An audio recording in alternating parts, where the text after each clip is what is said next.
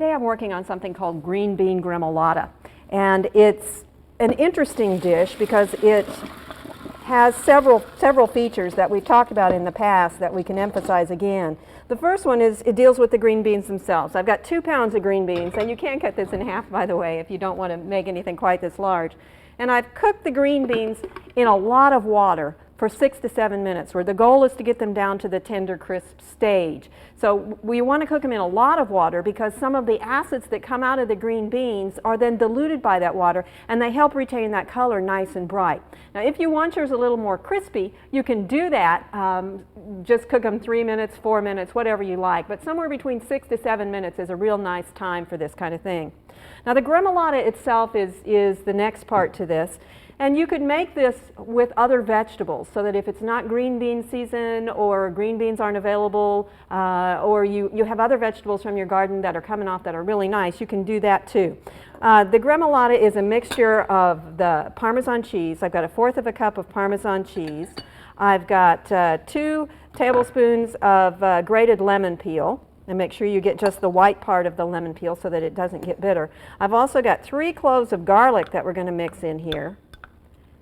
And finally, 1/2 cup of fresh parsley. And we're just going to mix these together really, really well so that it all comes together. And then this we're going to put on top of our green beans in just a minute. So you can see this is a fairly fast thing to put together to make something that's kind of special as opposed to just the ordinary plain green beans or green beans with a little bit of butter. And it's a little bit more exciting than would be green beans almondine, which lots and lots of people have had. This one would be something a little bit different.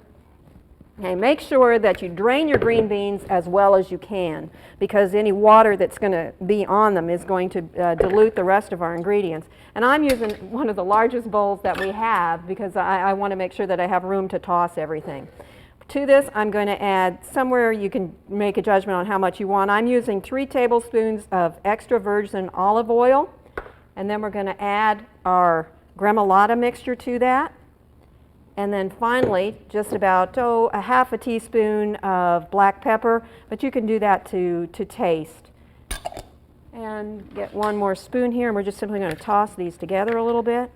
And look how pretty that is. That little bit of yellow from the lemon peel really perks it up, makes it look pretty. And also, both the lemon peel and the parsley help give it a really bright, fresh taste. Have a nice bowl or a plate that you can serve this on.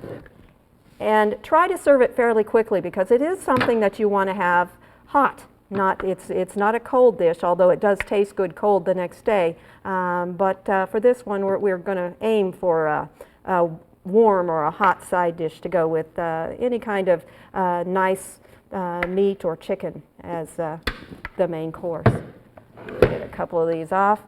Now you can add a couple of cherry tomatoes or grape tomatoes to this just for a little bit of color along the side.